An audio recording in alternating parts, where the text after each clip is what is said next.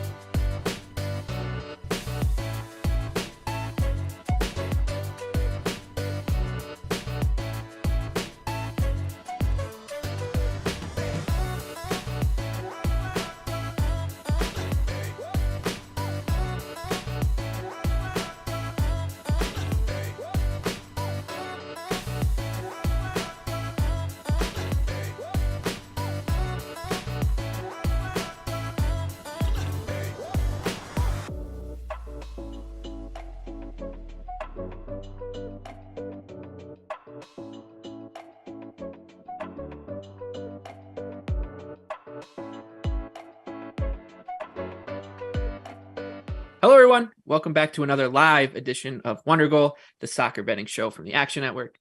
My name is Michael Leboff. I will be your host, your guide, your muse for the show. We're going to go over every quarterfinal match of the World Cup with Anthony Dabbundo, BJ Cunningham, my stunning co-hosts. But before I bring those two gentlemen in, a reminder that Wondergoal is presented to you by our friends at bet365, the world's favorite sportsbook brand.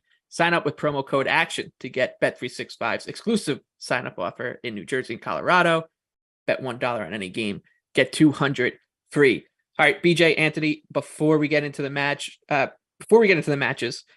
I want to just do a quick overview of the odds, the outright odds to win the World Cup.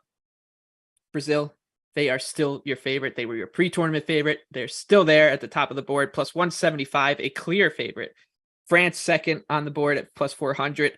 England, Argentina, Portugal are all 6-1. The Netherlands 14-1, Morocco 28-1, and Croatia 33-1. And with that out of the way, let's talk about these matches. We'll start with our favorite bets for the upcoming quarterfinals. They're taking place on Friday and Saturday. BJ, start us off. Well, it should be no surprise what my favorite bet is. It's England to advance at plus 120. I think it's crazy that they're an underdog to France. Yes, France has Kylian Mbappe, and he's been the best player in this entire tournament. He's going to win Golden Boot. But I think you could say that England has more talent throughout their starting 11. They definitely have a better striker. They definitely have better midfielders. They definitely have better defenders, and they have a better goalkeeper. So what's the reason why France is a favorite? It's Kylian Mbappe, who they've been incredibly reliant on. And what they've done a great job against some of the, let's be honest, they haven't played that great of a schedule coming up outside of the match against Denmark. They've done a great job of creating overloads on the left side of the pitch. And it's freed up Mbappe.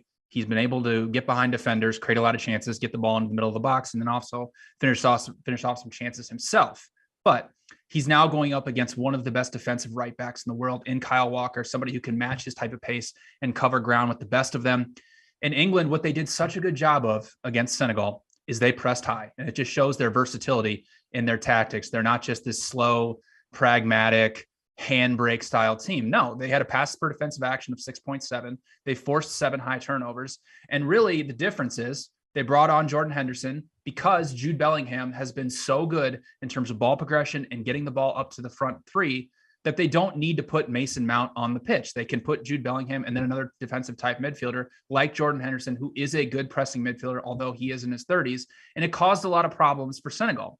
The same can be said for this type of match where France, listen, we haven't seen them play a type of team that's going to possess the ball. We saw it obviously in the Euros when they played both Germany and Portugal. They sat very, very deep.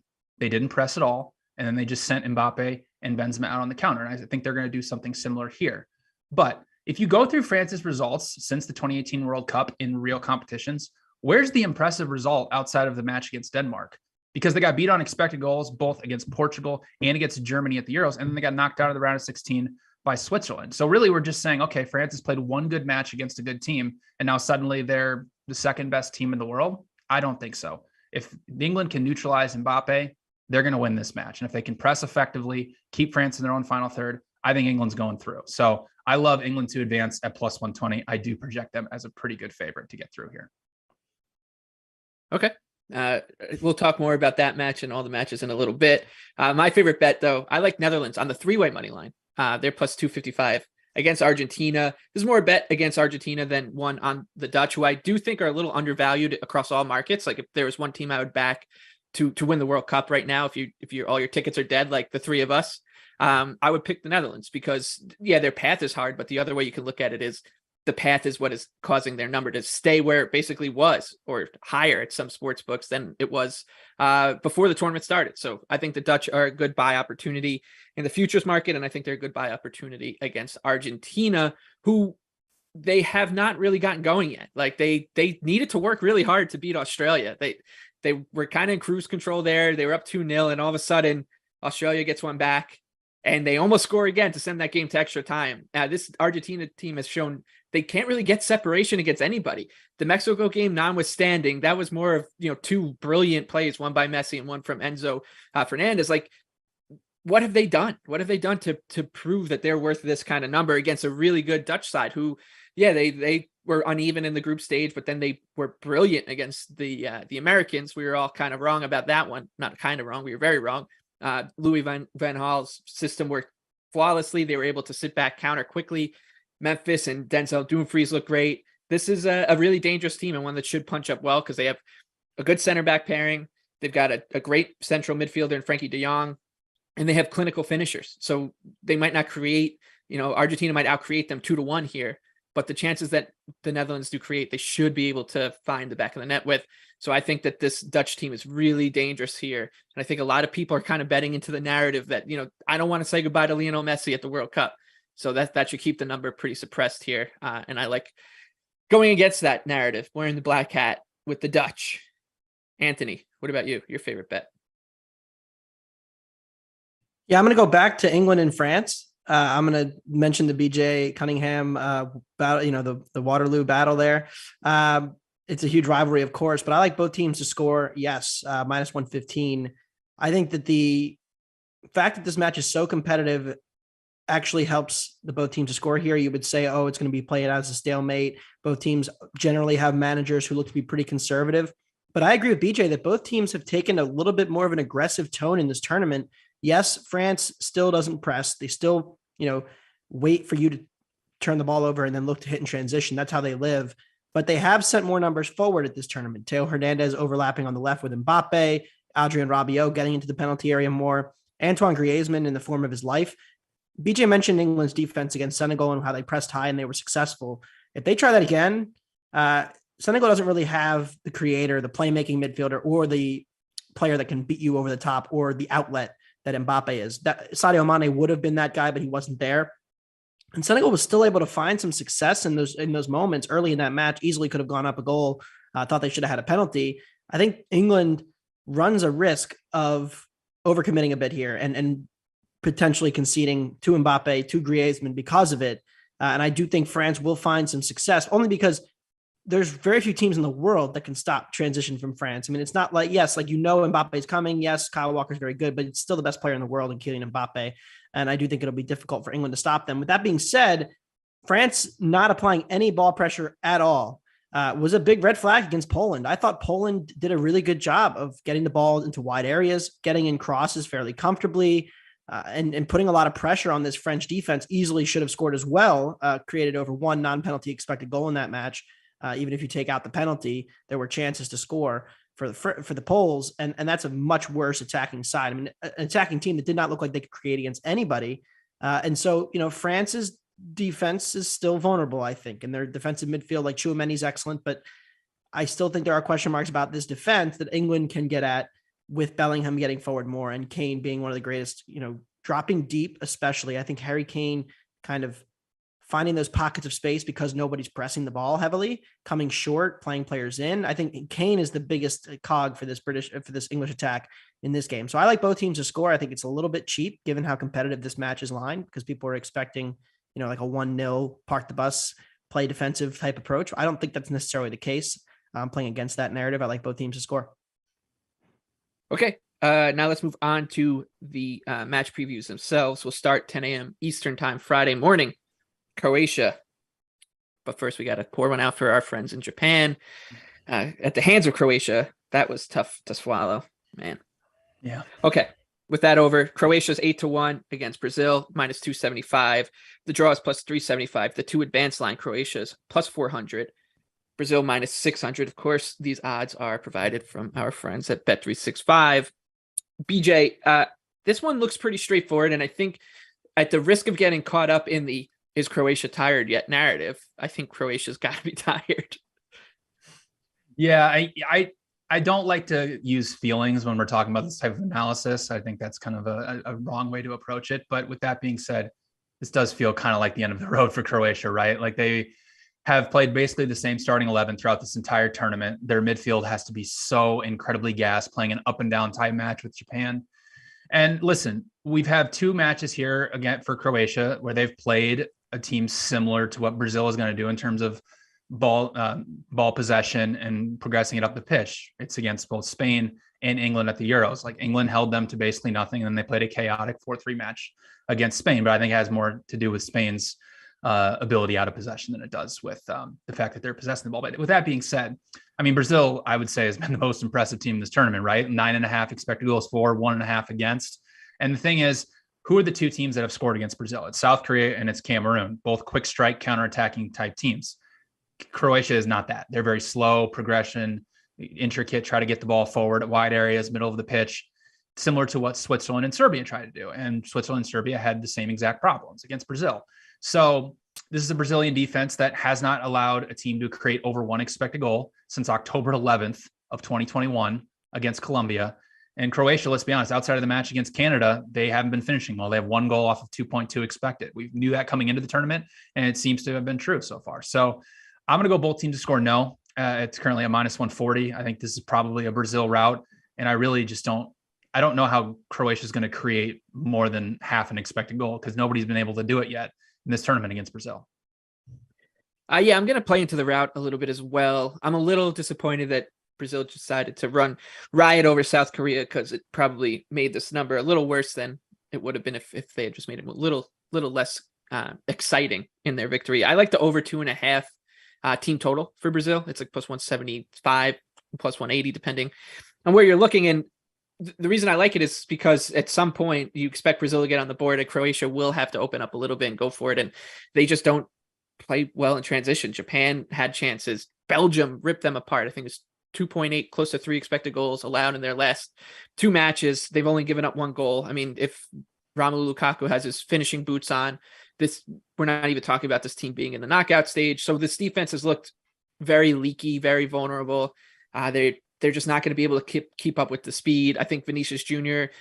Once again is another good look for an anytime goal scorer. I know Anthony and I hit on that in our last match, but he should have a ton of success. Richarlison should have a lot of success. Like this, there's just way too much going forward for Brazil, for Croatia to keep them quiet. So I'll look at the team total here. I also think like a live team total could be worth it if Croatia gets through the first 20 minutes or so without conceding. So I like Brazil just to fill the net here. Anthony, what about you?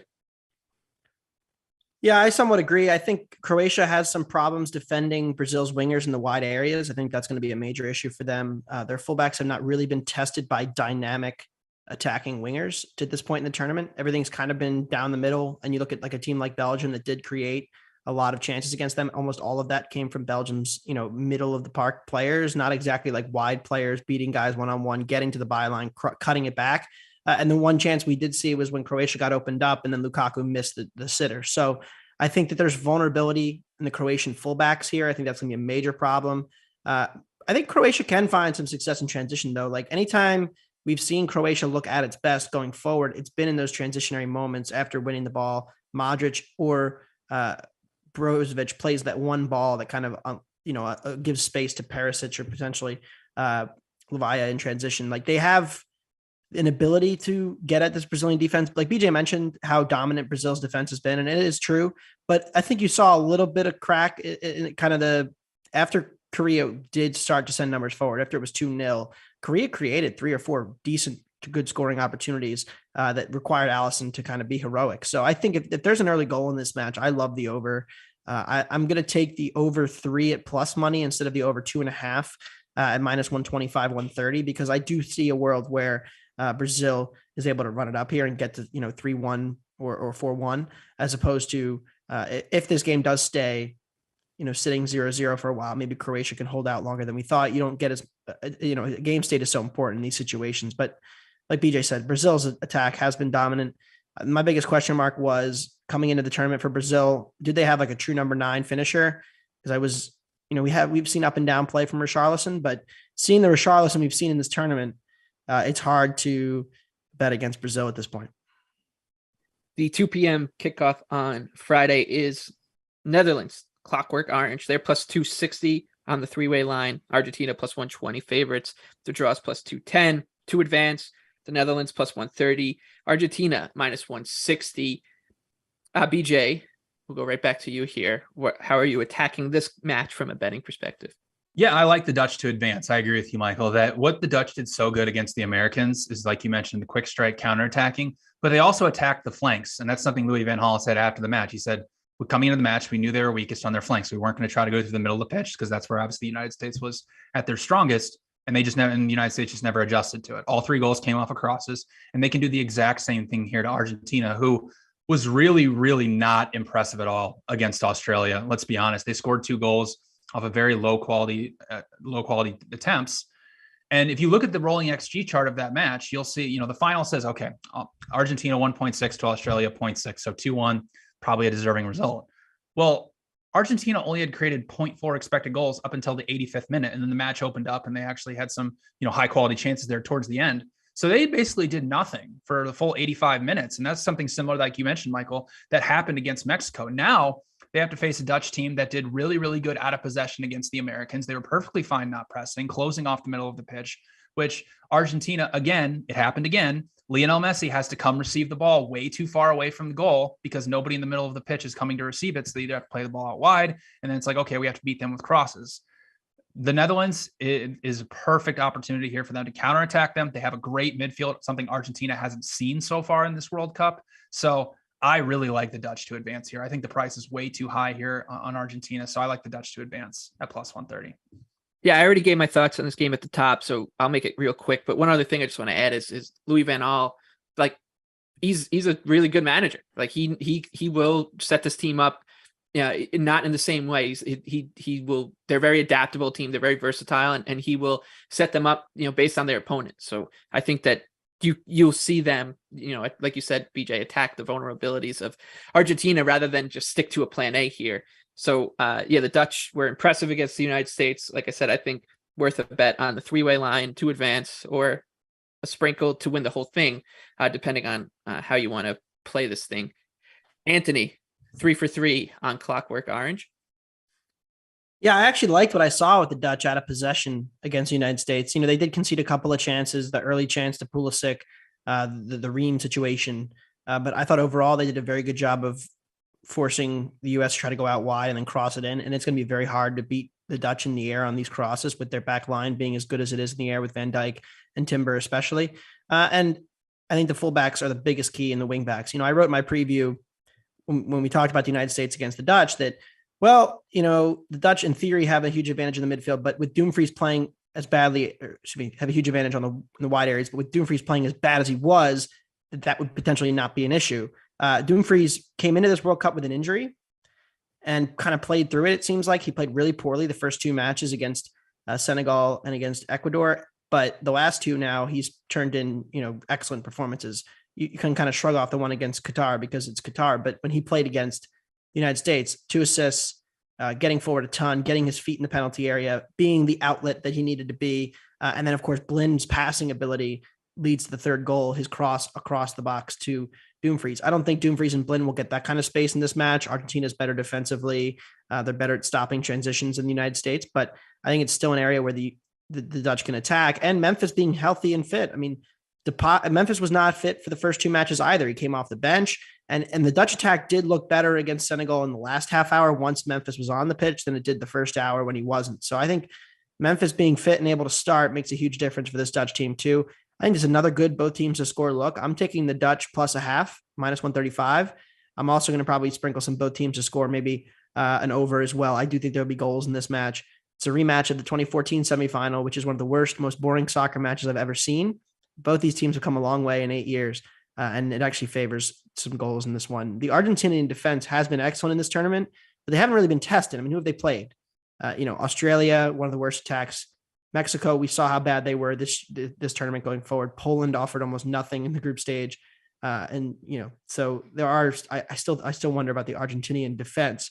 And given how aggressive they are, does that create space for Blind to get a pass in behind once or twice to create a chance? Now, you've come a long way in 8 years as well, Anthony, here to your first World Cup ever. Saturday, 10 a.m. kickoff, Morocco and Portugal. Morocco, the story of the tournament so far, plus 450. Portugal minus 143 on the 3-way line. The draw is plus 250. To advance, the Atlas Lions of Morocco plus 240. Portugal minus 300. There's a lot to unpack here because I think you look at these 4 matches and there's one where there's a stylistic, styles make fights kind of matchup, and it's this one, right? Like we've seen Morocco play out the script already a couple times in this tournament. They do it very well. They're going to cede possession to Portugal. They're going to sit back and they're going to wait, and they're just going to make life hell on the Portuguese attack. They're going to let Amrabat put as many people as he wants in his pocket and see if they can, magic up a goal or get the game to extra time in a shootout and bet on themselves there. BJ, does it work again? It could. I'm definitely not going to be betting on Portugal, but I do like over 2.5 goals at plus 120. Listen, all credit to Morocco. That was an incredible defensive performance against Spain. Spain controlled 77% possession, completed 700 passes, and they held them to just one shot on target and 0.9 expected goals over 120 minutes. That is incredibly difficult to do.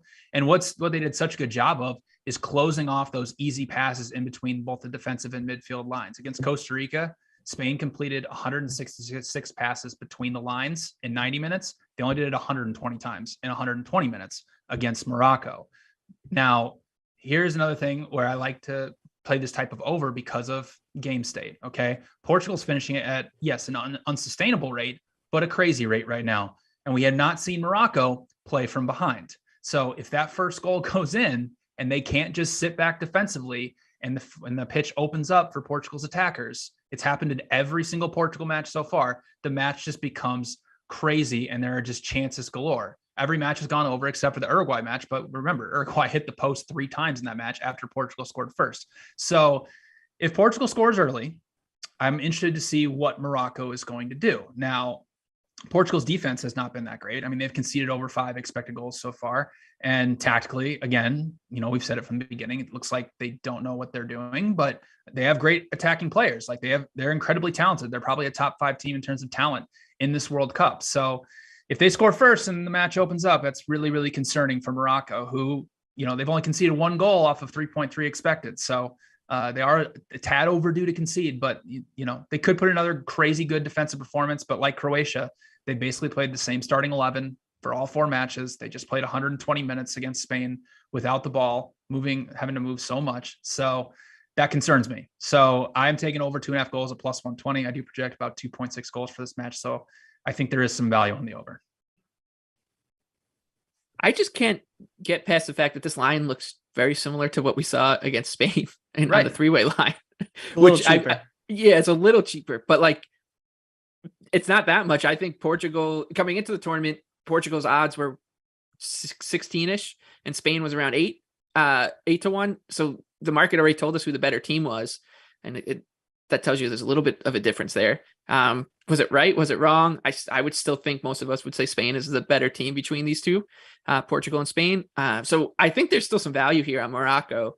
I'm going to bet the 3-way line, and it's because of what you were saying, BJ. The Portuguese defense, I just don't think that they're going to hold anybody in 90 minutes. I think that we're going to see Morocco have some success, and that leads to a more high event game, which means that it's less likely to go to extra time. So I think at plus 450, there's reason to get involved on Morocco, who should be able to turn this thing into a coin flip with their defense, with the style they play. And, they'll just need to get lucky. But if you're betting an underdog at this price, that's what you're looking for. So I like Morocco here to continue their run. And I think that there's no way any of us would be betting Portugal at this number. Or am I wrong, Anthony? I'll tell you what, the strongest case you can make for Portugal is the decision, the personnel decision that Fernando Santos made ahead of the round of 16 match that stunned a lot of people. I had Switzerland and I was immediately fearful of my bet. Ronaldo out, Gonzalo Ramos in, immediate improvement in the Portuguese attack. Not even close. Looked like watching 2 different teams. I think the game state definitely played a big role. I thought Swiss were a little over pressing and over committing early in that match and let it get away from them. But of course you go down 1-0 off of a banger and then you concede off a set piece and the match is kind of over unless you go for it. So that just opened up acres of space for the Portuguese to hit them in transition, which they've always been an excellent transition team, but there are still question marks about how good are they when they're breaking down a good defensive low block team, which they have not faced really in this tournament. Uruguay would probably be the team. And if you watch the first half of that match, they didn't create anything. And then it was a fluke goal that ultimately led to Portugal getting the win.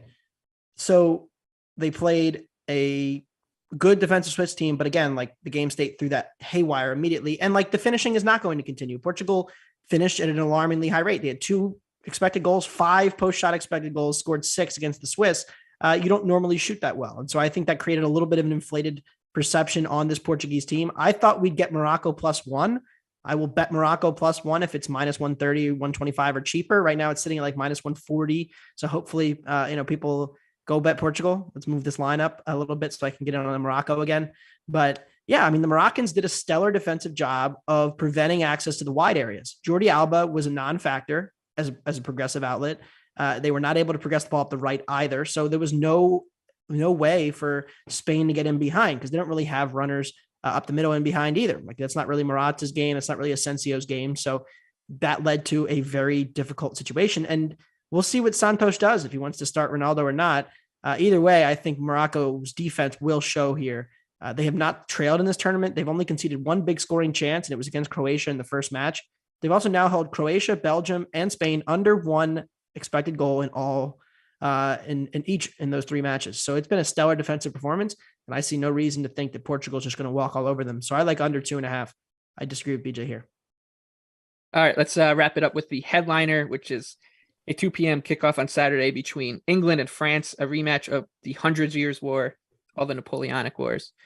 Basically every war fought in Europe up until World War I. England +200, France +140 on the three-way line. The draw here is +225 to advance. England +110, France -138. BJ, I think these numbers look right. I disagree with you. I think France deserves to be the favorite here, not by much, but I think we overlook. You're overlooking one thing that happened in that Senegal match, which was England were outplayed in the first 30 minutes, and they were lucky not to be down 2-0. So name about France against Poland. Yeah. So you can say that, but you could also say like I think I would trust France to be able to come back from that hole more than an English team as well, right? Like if France goes down 1-0 here, I think there's more paths to success for them. I agree. If England goes down 1-0, it's going to be a problem. But I'll go back to you. Add in any thoughts you had that maybe you left off at the top of the show. Well, to that point, I would say England has proven throughout this World Cup that when they've gone ahead, they've been able to punish teams when they have space to operate. And the same will happen against France, because if France has to come out of their little block and they actually have to do something that they're not used to doing, which is pressing, trying to win the ball high, it's going to be a disaster. So I think England actually is set up very well when they're ahead to actually put 2, 3, maybe 4 goals on France. And let's just be honest, like throughout this starting 11, England has more talent. Yes, France has Mbappe, but in every other position, I would say England has just as much, or if not more talent, and they have a better manager. Like Southgate is a much better manager than Deschamps, who just sets his team up the exact same way, who Anthony has been ridiculing for years now, and now suddenly they're playing England, and oh my gosh, he's such a good manager. No, you two can sit and live on Narrative Street and pick up your copy of The Sun in the morning and read that Gareth Southgate is too conservative. Oh my gosh, he's got the handbrake on. That's just not been true at all in this entire tournament. This is an England team that went to the semifinals of the last World Cup and lost in penalties of the finals of the last World. This is an outstanding tournament team with, if not the most attacking talent other than Brazil. So I love England here. I mean, they should not be underdogs. They're more talented. They have a better manager, and they've looked more impressive in this tournament, honestly. I think it's debatable. I think when you watched, like, yes, Poland had a couple of chances, but also so did France to take a very early lead. Like the Giroud miss kind of sticks with me from that match. But I think the most interesting thing here, I agree with BJ that like England are good front runners, and so are France. And it does make the first goal of this game extremely important, because if France does score first and they are able to sit and let England have the ball, and then Mbappe is just like waiting for the transition. I do wonder how Southgate will manage that, because we have not seen them come from behind. I trust France much more to come from behind, because they've done it before. Because yes, as good as England has been in tournaments, remember France did win the World Cup with multiple, the same front three. Yes, the midfield is different, but the same front three, same goalie, some of the similar pieces from that team. So it's not like France is, newcomers to this world stage here. So I think, from a tactical point of view, it is fascinating to see how this game shifts once the first goal goes in, who scores it. France, we don't know what they look like pressing more, but like, could they be better? I don't know. Like, I think they could be a good team to, force teams to play high and push up a little bit more. Like, we just don't see it that much because they don't have to do it. But that would be a really fascinating thing. Remember, they went down 1-0 to Switzerland. They turned up the Jets and like rolled Switzerland for about a half hour. And then the Swiss came back late in that knockout match last year. So like, it's not like France can't come from behind or turn on the Jets or provide a ton of attacking punch. I just wonder how it's not just Mbappe, but Dembele on the other wing against Luke Shaw. I think that could be a potential advantage for the French. So I like the attacks in both teams here. Like I'm kind of in on both teams right now going forward. And that's why I like both teams to score. Speaking of those attacks, just a quick shout for, should England win this match and get Mbappe out of the Golden Boot race, he still could win it, obviously, with 5 goals and 2 assists, even if he doesn't add to it. I kind of like Rashford and Bukayo Saka as long shots in the Golden Boot race. Rashford's 34-1 is the highest I saw, and then Saka's 38-1. If Mbappe's out, those guys are already on 3 goals.